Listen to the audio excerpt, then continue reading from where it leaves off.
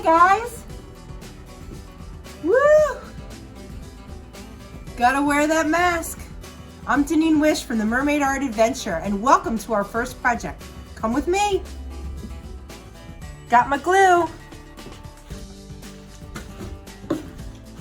All right, guys. So, with this virus, we're going through a lot of different things. And the kids are home, and they're not with their friends. So there's a lot of things that, a lot of emotions that we're going through that I thought for our first project, we would work with something that I really found very interesting in grad school. I did a thesis on polarity, opposites. Things that really reflect on each other with emotions. And that's what we're gonna work on today. Let me show you how that's going to come together. Because we're home, you know, we're frustrated not having our friends around us and places to go. I wanted to talk to all of you guys about what your favorite thing is. When I was a kid, I really liked ice cream. To be honest, I like butter pecan because my grandma lived next door and she had it. And I would sneak out the door and go up to my grandmom's and I would make myself a sundae and I was never in trouble, and that was probably one of my favorite things in my life. When I think about as a child things that I didn't like, the thing I hated the most by far was cream spinach. My family's very Polish and I'm the firstborn in this country, and when we had vegetables in our dinner, we definitely had to eat them, and the only one I didn't like was cream spinach. And I remember I'd have to sit at the table and eat that and wait after dinner was done. It was my least favorite thing. Now I eat spinach quite a lot, but every once in a while when it's cooked, that same thought comes through my head.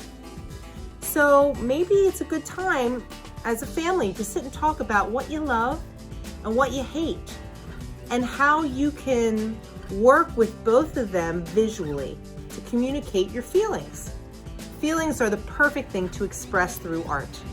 I'm going to show you a quick sample that I made and how I put it together, and then I'm going to start a brand new one and show you every step. So with the two things I was telling you about, butter pecan was my ice cream, and I really didn't like that one vegetable.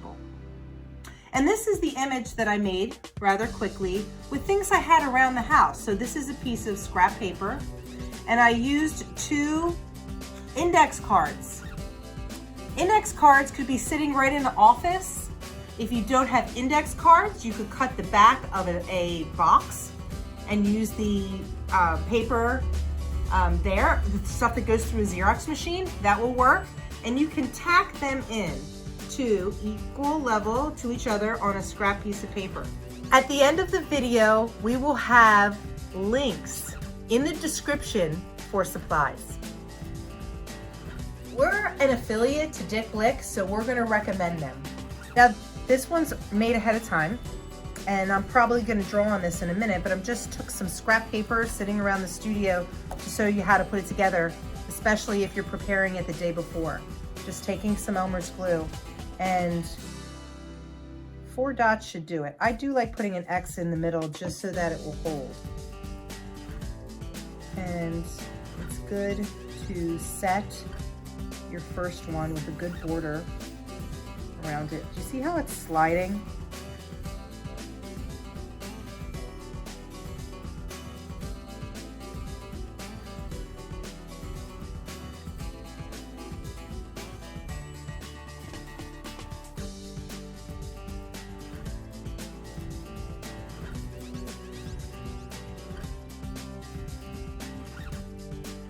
So I put both of these on and they're sliding right now. And so when I do it for my large classes, I make these ahead of time. I make all of my projects ahead of time, have them dry and ready to go so there's not a complication during the class itself.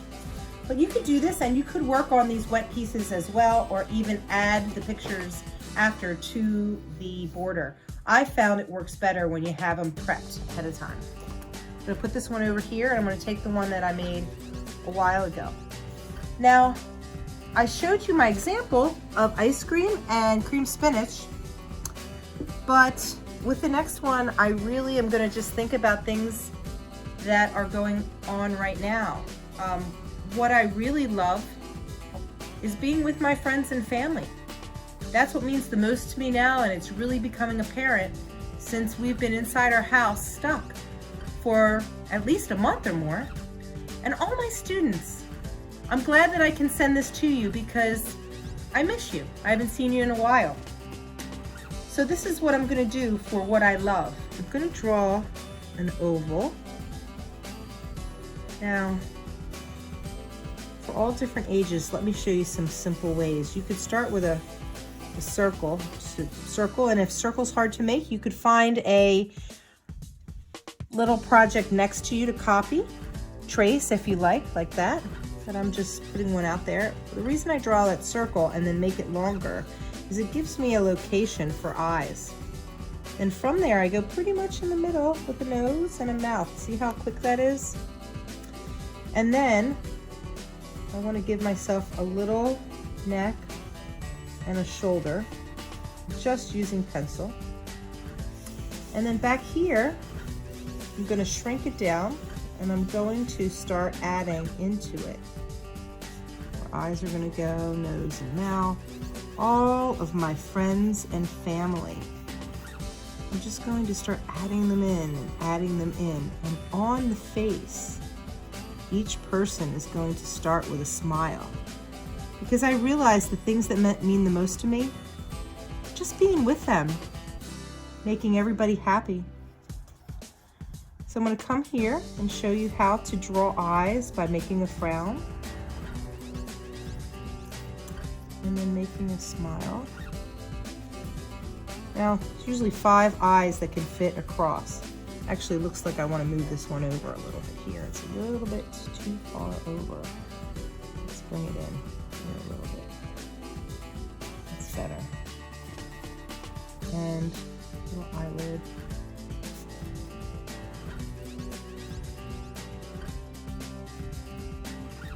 It's okay to make a mistake. You can use your eraser and change it. This here is going to be where my hair comes in.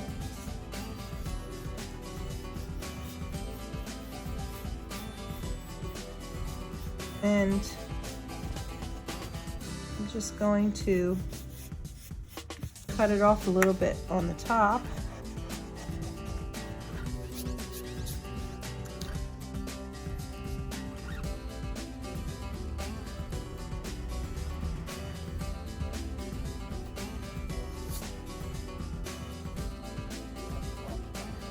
And then I'm going to come in and add all the people that I want to be in this image. So it's going to be an entire family.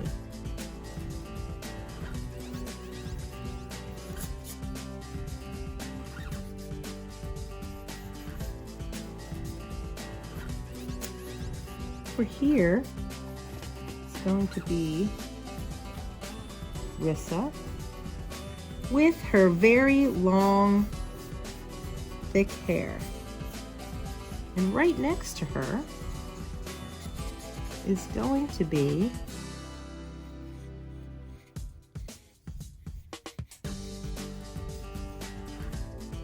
Clay. He's a crazy dog, very big and full of love.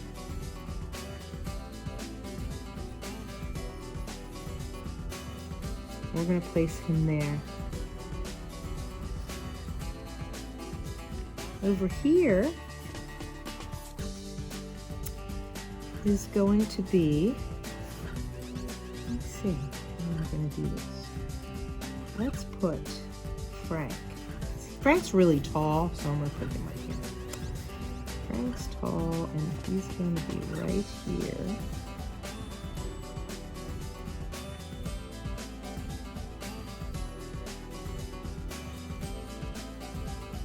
He has nice short hair. And his brother is even taller. So So I'm gonna put them right next to each other. He's a really great artist as well.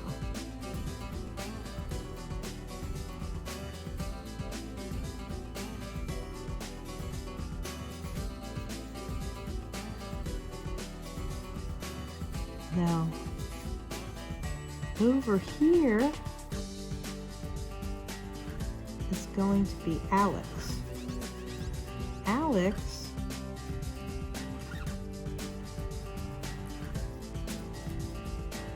has got those cool eyebrows. They're very defined. With those blue eyes too. And he's been very busy during this time doing landscaping. So we're going to place him in here. Here, I'm going to put my stepfather, who really also has those crazy blue eyes. Their eyes kind of match. Strange but true.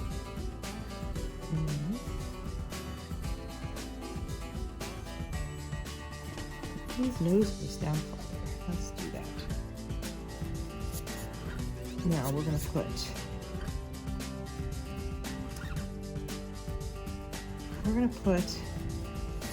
boy, I wish I drew myself smaller, but I represented myself just because that's what I was thinking about with the family.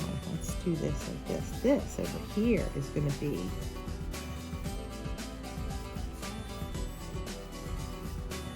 Mom, Bub, my father, and my mom she's little. I'll put it right here. It'll look great. Right here.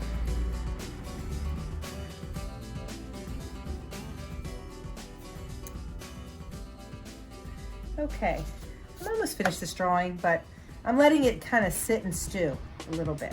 I really want to think about what is upsetting right now. And I think the thing that upsets me the most is that I don't get to play with everybody. I don't get to hike as much as I did before. I don't get to travel as much as I did before, hang out with friends and family and eat together and do all those wonderful things. So I think I have to figure out a way to represent that for me. Now, kids all have to think about what it's like for them.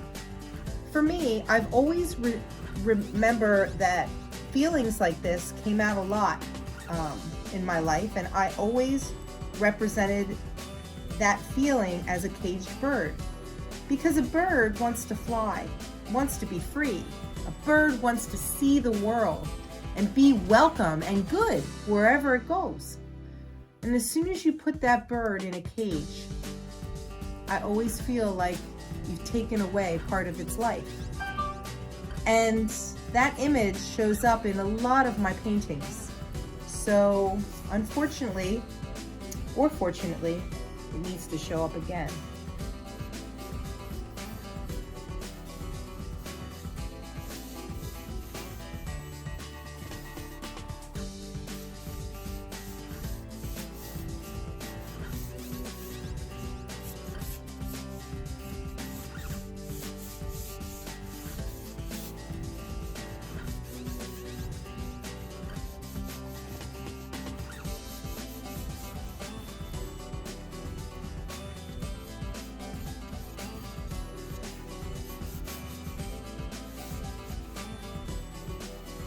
I think because of that feeling, I want the wings to extend out of the cage. I want to feel them coming out, which kind of represents the feeling of wanting to leave and to get out. So I'm going to do that. These are called croquis, guys. These aren't real important as the finished piece. It's just all of my ideas coming out, popping out, being drawn. Okay? So I don't want you to feel like you're struggling too much with your drawing, and depending on your age and what you're working on, whether you're an adult or a child, maybe you're 5, maybe even 4, and maybe you need a little help with circles. And your parents can help you too, and it's a wonderful way. You also can use little things that you find. So now when you start getting these drawings put together, some of your ideas are coming out. You start thinking about how you can represent things really strong. And what I found, the best way is to exaggerate feelings. So I'm going to make these wings of this bird extend past the card itself. Because they're big, their cage is too small. They want out, and we all feel that way. We all want out. We all want to be able to go back to our normal classes and to see our friends and do our own things. So that's how I'm going to represent it today. So this is going to be the project, and this is what's going to happen afterwards. So the idea with this project is you should have these kind of materials right at home. And what you can do is you can add to the pieces as you please. Without going into adding the color on this quick project, I think color pencils would work really well. If you don't have colored pencils, you might have colored markers. Even watercolor should be able to stand up to this kind of paper if you found index card. I thought it's important to talk about having materials around you. So I don't want you to have to constantly be searching and looking and figuring out how you're going to put things together. So sometimes taking that extra 15 minutes out of the day, putting it all together is the way to go. I'm not sure what everyone has, but I know that there are quite a few materials that I couldn't live without, especially for art. The first one being, I'm going to walk away to grab it real quick, my hot glue gun. I have it plugged in at all times. I'm going to unplug it now to show it to you. This is my staple. I can glue anything together. If I'm making projects for a lot of kids, I need this because it dries in minutes, it works really well. But if your kids are young, I really think that you should operate this hot glue gun and just help them with this part until they're older, because if you do burn from it, it'll last about 3 days. It happens. As they get older, they'll use it and they'll feel that slight burn from the hot glue. You also need a really good pair of scissors. Make sure they're age appropriate, depending on your kid's age.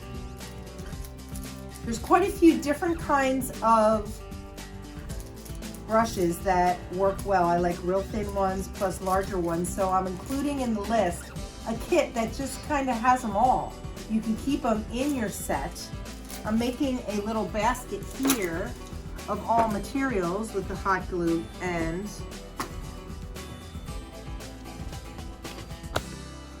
I'm going to put it up here to show you. I'm going to put in here a matte paper. I'm listing one. It's not that expensive. I think it's under $6 and has 30 sheets. It's watercolor, so it's strong. You're going to get a lot of use out of the one that I picked on the list. Putting that in there. I also think it's really important to have a good watercolor. Here's one set. I like to take it with me. It's easy to see. You don't have to squeeze it out. You add water, it dries very easy. You just close the case and back in your kit. Same thing with pencils and pencil sharpeners. We have large ones here because we work with so many kids, but if a little one is good to have and just to have in your kit itself. On top of that, some glue. There's Dick Blick glue or there's Elmer's glue. Both are good. You could use either. I do not like school glue. It falls apart. I guess that's great for certain projects at school, but please go with the glue that's stronger, more multi-purpose for large-scale projects. And small projects works a lot better. And then I use large kits because I work with so many kids, but you can have a small kit that would work great with all your color pencils. This is just a container to keep your materials in, but I'm going to include on the list a really good container, and this is why. It's plastic, and it closes so all your stuff stays put, especially with kids moving stuff around. It'll hold the pad of paper, all the materials necessary, and all you do is open it up and close it up, and you can take it with you to the beach, on vacation, wherever you go. It's a perfect kit to have all the time for your ideas and concepts as a child. It's also great for adults. Being an artist, I constantly need my materials with me. You might like one for yourself. I hope this helps. Hey guys, I'm not an actress. This is my first video on our YouTube channel, our first try. So they're gonna keep getting better, and we're gonna constantly be adding them on. We need you to subscribe to our YouTube channel and hit the bell, and then you'll know when these are coming up. Had a lot of fun. Time to go. See you for the next project. Bye-bye.